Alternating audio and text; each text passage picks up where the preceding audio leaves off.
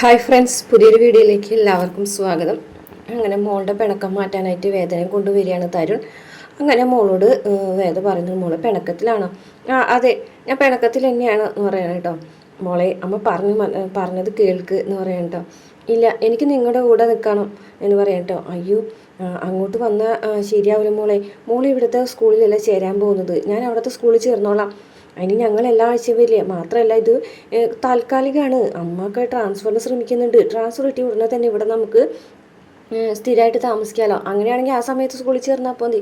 അയ്യോ, അപ്പോൾ ശരിയാവില്ല. അപ്പോൾ സ്കൂളിൽ തപ്പിപ്പടിക്കാനൊന്നും പറ്റില്ല. മാത്രമല്ല അമ്മയും അച്ഛനില്ലാത്ത സമയത്ത് മോളിവിടെ കുറേ ഫ്രണ്ട്സിനൊക്കെ ഉണ്ടാക്കുക എന്ന് പറയും കേട്ടോ. അപ്പോൾ മാത്രമല്ല അച്ഛൻ ഒരാളെ ഏൽപ്പിച്ചിട്ടുണ്ടല്ലോ മോളെ ബോഡി ഗാർഡായിട്ട്. വേണ്ട, എനിക്കൊരാളും വേണ്ട. എൻ്റെ കാര്യത്തിൽ നിങ്ങൾക്ക് ഒരു ശ്രദ്ധയില്ല എന്ന് പറയും കേട്ടോ.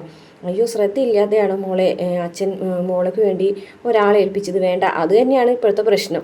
എനിക്ക് അങ്ങനെ ഒരാളെ വേണ്ട എന്ന് പറയട്ട. ശരി, എങ്കിൽ അത് പിന്നെ ആലോചിച്ചാൽ മതി എന്ന് പറയട്ടെ. അയാളോട് ഒരാഴ്ച കഴിഞ്ഞിട്ട് വന്നാൽ മതി എന്ന് പറഞ്ഞാൽ മതി എന്ന് വേദ പറയണേ. അപ്പോൾ ഞാൻ അയാളോട് നാളെ വരാൻ പറഞ്ഞിട്ടുണ്ട്. അതൊക്കെ പിന്നെ ആലോചിക്കാം. എന്തായാലും നാളെ അമ്മ മോളെ കൊണ്ടുവന്നാക്കാം. നാളെ അമ്മ ലീവ് എടുത്തിട്ടുണ്ട്. എന്നിട്ട് മറ്റന്നാൾ അമ്മ പോകും. അപ്പോൾ തരുൺ പറയും വ്യാഴാഴ്ച അച്ഛൻ കൊണ്ടുവന്നാക്കാം, എന്നിട്ട് വെള്ളിയാഴ്ചയെ പോകുള്ളൂ. അത് കഴിഞ്ഞിട്ട് തിങ്കളാഴ്ച തുടങ്ങി മോള് സ്കൂൾ ബസ്സിൽ പോകണം കേട്ടോ എന്നൊക്കെ വേറെ പറഞ്ഞ് മനസ്സിലാക്കാൻ കേട്ടോ. അവസാനം കുട്ടിക്ക് സമ്മതിക്കാതെ നിവർത്തില്ലാതാവും കേട്ടോ. അങ്ങനെ സമ്മതിക്കുകയാണ്. അതിനുശേഷം പിന്നെ കാണിക്കുന്നത് സ്കൂളാണ് കേട്ടോ. സ്കൂളിൽ വേദന ടീച്ചേഴ്സ് വിളിച്ചു വരുത്തിയിരിക്കുകയാണ്. അപ്പോൾ സ്കൂളിലൊക്കെ വന്ന് കുറച്ച് ദിവസം കഴിഞ്ഞിട്ടുള്ള സംഭവമാണ് കാണിക്കുന്നത്. അപ്പോൾ എന്താ മേഡം പ്രശ്നം, എന്താ ടീച്ചറെ പ്രശ്നം എന്നൊക്കെ ചോദിക്കുന്നുണ്ട് കേട്ടോ. അപ്പോൾ പ്രിൻസിപ്പാൾ പറയുന്നുണ്ട്, ടീച്ചർ തന്നെ പറയുന്നുണ്ട്, ടീച്ചറിനോട് പറയട്ടെ അടി തന്നെ. അടിയോ എന്ന് പറയും. അതെ, ഗൗരിമോൾക്ക് ഇഷ്ടമല്ല എന്ന് ഒരു കാര്യം തോന്നിയിട്ടുണ്ടെങ്കിൽ അത് അവൾ അടിച്ചു തീർക്കും. അതാണ് ഇവിടുത്തെ സംഭവം എന്ന് പറയട്ടോ. പക്ഷെ അവളുടെ മുൻപത്തെ സ്കൂളിലൊന്നും അവൾ ഇങ്ങനെയൊരു പരാതി കിട്ടിയിട്ടില്ല. ഇത് പരാതിയല്ല മേഡം. ഞങ്ങൾ ഇവിടുത്തെ കുട്ടികളുടെ അവരുടെ രീതികളെക്കുറിച്ച് സ്വഭാവങ്ങളെക്കുറിച്ചൊക്കെ അവരുടെ അച്ഛനമ്മമാരെ കുറിച്ച് വിളിച്ച് സംസാരിക്കാറുണ്ട്. ആ കൂട്ടത്തിൽ സംസാരിച്ചാണ്. പക്ഷേ ഇതാണെന്നുണ്ടെങ്കിൽ ഇത്തിരി കടുപ്പാണെന്ന് മാത്രം എന്ന് പറയാം കേട്ടോ. എന്താ അങ്ങനെ പറയാനും മാത്രം എന്താണ് സംഭവിച്ചതെന്ന് പറയട്ടോ. അപ്പോൾ പ്രിൻസിപ്പൾ ടീച്ചർ തന്നെ പറയുമെന്ന് പറയും കേട്ടോ. അപ്പോൾ ടീച്ചർ ഇങ്ങനെ പറയാണ് കേട്ടോ, ക്ലാസ്സിൽ വെച്ചിട്ട് അടിയാണ്. അത് ക്ലാസ്സിൽ ഏറ്റവും ഒരു ഇത്തിരി കുരുത്തക്കേടുള്ളത് ഒരു അജ്മൽ എന്ന് പറഞ്ഞൊരു ആൽബിൻ എന്ന് പറഞ്ഞൊരു കുട്ടിയാണ്. ആ കുട്ടി ഇപ്പോൾ പാവത്താനായി. അവനായിട്ടാണ് ഇപ്പോൾ അടി. അവനിപ്പോൾ മിണ്ടാതെ ഒരു മൂലയ്ക്കിൽ അടങ്ങിയിരിപ്പാണെന്ന് പറയും കേട്ടോ. അപ്പോൾ വേദയ്ക്ക് പെട്ടെന്ന് കേൾക്കുമ്പോൾ ചിരി വരികയാണ് കേട്ടോ.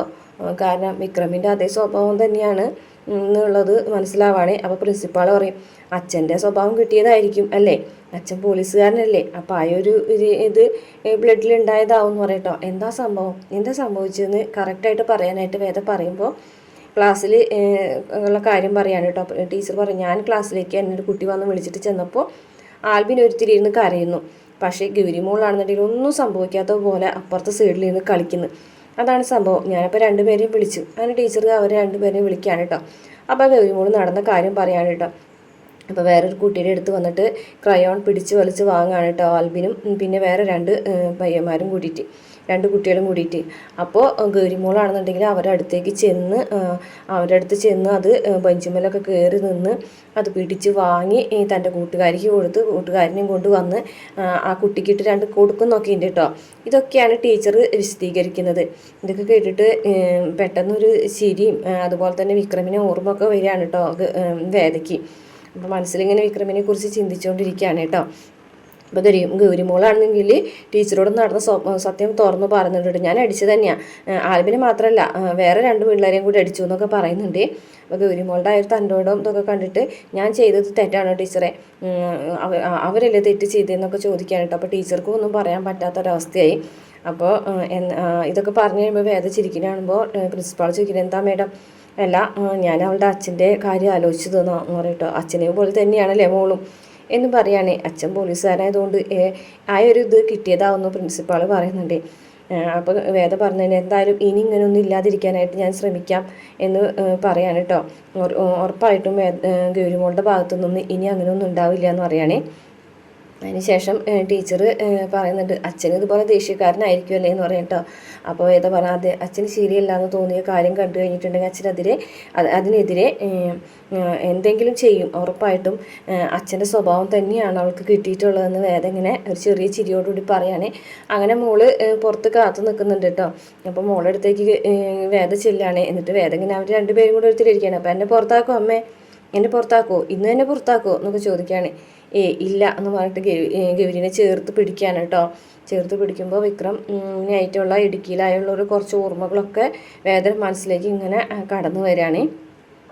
അതിനുശേഷം പിന്നെ കാണിക്കുന്നത് വിക്രം ഇങ്ങനെ കിച്ചണിൽ ഓരോന്ന് ചെയ്തുകൊണ്ടിരിക്കുന്ന സമയത്ത് ഡിക്രു സാറ് വിളിക്കുകയാണ് കേട്ടോ. വിക്രം താൻ റെഡിയായോ എന്ന് ചോദിക്കാൻ കേട്ടോ. ഞാനിപ്പോൾ റെഡിയാവും സാറേ, അതെ സാറിൻ്റെ വൈഫിന് തന്നെ കാണണമെന്ന്, അത് കണ്ടിട്ട് വേണം അവർക്ക് ജോലിക്ക് പോകാനായിട്ട്, അതുകൊണ്ട് എത്രയും പെട്ടെന്ന് തന്നെ താൻ അവിടേക്ക് ചെല്ലണം എന്ന് പറയുകയാണേ. ശരി സാറേ, ഞാനിപ്പോൾ തന്നെ പോയേക്കാം എന്ന് പറയാൻ കേട്ടോ. അപ്പോഴേക്കും മാഷ് വരാൻ കേട്ടോ. അപ്പോൾ മാഷ് ചോദിക്കുന്നുണ്ട് എന്താ, ഡിക്രു സാറാണ് വിളിച്ചത്, DYSPയുടെ ഭാര്യയ്ക്ക് എന്നെ കാണണമെന്നാണ് പറയുന്നത്, അവർക്ക് ജോലിക്ക് പോകുന്നതിന് മുമ്പ് തന്നെ എനിക്ക് അവിടെ എത്തണം എന്ന് പറയാം. ആണോ, എന്നാൽ പൊക്കോ, ചോറും കറിയൊക്കെ ഞാൻ ഉണ്ടാക്കി വെച്ചിട്ടുണ്ട് എന്ന് പറയാണ് കേട്ടോ. നീ എന്തിനാ അതൊക്കെ ഉണ്ടാക്കുന്നത്, അതൊക്കെ ഉണ്ടാക്കാനുള്ള ആരോഗ്യം എപ്പോഴും എനിക്കുണ്ട്, പക്ഷേ ഈ ജോലിക്ക് നീ പോകണമെന്നുള്ളതാണ് എൻ്റെ ഒരു സംശയം എന്ന് മാഷ് പറയാൻ കേട്ടോ. അപ്പോൾ വിക്രം പറയാണ് എനിക്ക് ചെറിയൊരു സംശയമൊക്കെ ഉണ്ടായിരുന്നു, പക്ഷേ ഇപ്പം എന്തോ എനിക്ക് 5 വയസ്സുള്ളൊരു കുട്ടിനോട് എനിക്കൊരു ഇഷ്ടം പോലെ എനിക്ക് മനസ്സിലായി നിൻ്റെ അവസ്ഥ. നിനക്കും വേദയ്ക്ക് ഒരു കുഞ്ഞുണ്ടായിരുന്നെങ്കിൽ ഒരു പക്ഷേ ഇപ്പോൾ 5 വയസ്സുണ്ടായിട്ടുണ്ടാവും, അതല്ലേ നിൻ്റെ മനസ്സിൽ, അതേ അച്ഛാന്ന് പറയട്ടോ.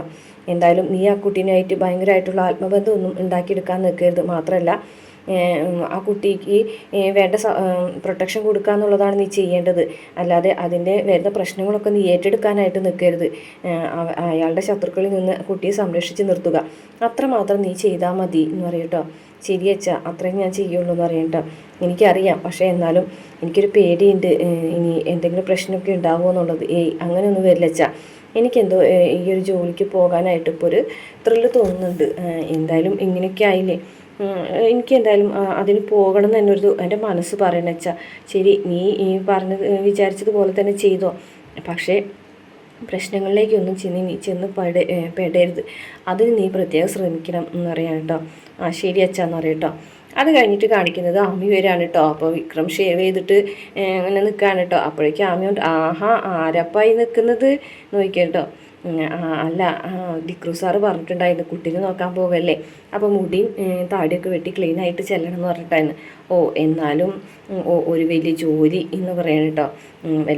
വലിയ ഉദ്യോഗത്തിനൊന്നും അല്ലല്ലോ പോകുന്നത്, ആ താടിയും മുടിയും തന്നെയായിരുന്നു ഒരു ഭംഗി എന്ന് പറയാം കേട്ടോ. അപ്പോഴേക്കും മാഷ് അവിടേക്ക് വരികയാണ് കേട്ടോ. മാഷ് പറയുന്നുണ്ട് സാരമില്ല, എന്തായാലും ഒരു കുട്ടീനെ നോക്കാനല്ലേ പോകുന്നത്, അപ്പോൾ എന്തായാലും താടിയും മുടിയൊക്കെ വെട്ടി ക്ലീൻ ചെയ്തിട്ട് പോകുന്നത് തന്നെയാണ് നല്ലത്. ഒരു മിനിറ്റ് കേട്ടോ, എന്നെയും കൂടെ ആ ബസ് സ്റ്റോപ്പിലൊന്ന് ഇറക്കി ഡ്രോപ്പ് ചെയ്യണേ, ഞാൻ ഇപ്പോൾ വരാമെന്ന് പറഞ്ഞിട്ട് ആമി പോകും കേട്ടോ. അപ്പോൾ വിക്രം ഇങ്ങനെ പോകാൻ പോകുമ്പോഴേക്കും മാഷ് വന്നിട്ട് പറയുമ്പോൾ വിക്രം എനിക്കൊരു കാര്യം പറയാനുണ്ടെന്ന് പറയും കേട്ടോ. അപ്പോൾ അതെ, ഞാൻ പറഞ്ഞതൊക്കെ നിനക്ക് ഓർമ്മയുണ്ടല്ലോ, ആ കുട്ടീനെ പ്രൊട്ടക്റ്റ് ചെയ്യാമെന്ന് മാത്രമാണ് നിൻ്റെ കടമ, അതല്ലാതെ വേറൊരു പ്രശ്നങ്ങളിലെങ്കിൽ ഇത് ചെന്ന് പെടരുത്. ആ DYSP മറ്റൊരു ശ്രീനിവാസനായി മാറരുത് എന്ന് പറയും കേട്ടോ. അപ്പോൾ ശ്രീനിവാസനെ കുറിച്ച് പറയുന്നത് നിനക്ക് ഇഷ്ടമില്ല എന്നറിയാം, നിൻ്റെ ആംഗിളിൽ നിന്ന് നോക്കുമ്പോൾ അയാൾ നിനക്ക് നല്ലത് മാത്രമേ ചെയ്തിട്ടുള്ളൂ, നിന്നോട് അടുത്തിടപഴകിയിട്ടുള്ളൂ, പക്ഷേ മറ്റൊരു തലത്തിൽ നീ പെട്ടിട്ടുള്ള പ്രശ്നങ്ങളൊക്കെ അയാൾക്ക് വേണ്ടിയിട്ടായിരുന്നു, അത് നീ മറക്കരുത്. അപ്പോൾ വിക്രം പറയില്ല അച്ഛാ, അതൊക്കെ എൻ്റെ ഓർമ്മയിലുണ്ട്, എൻ്റെ മനസ്സിലിപ്പോൾ വേദന എങ്ങനെയാണ് കണ്ടെത്തുക, അതിനുള്ളൊരു മാർഗ്ഗമായിട്ടാണ് ഞാനിപ്പോൾ ഇതിനെ കാണുന്നതെന്ന് പറയാം. അതെ, അത് തന്നെയാണ് ഇനി വേണ്ടത്, എത്രയും പെട്ടെന്ന് തന്നെ ആ ഒരു കാര്യം ചെയ്യണം, വേദന എത്രയും പെട്ടെന്ന് കണ്ടെത്തണമെന്ന് മാഷ് വിക്രമിനോട് പറയുന്നുണ്ട് കേട്ടോ.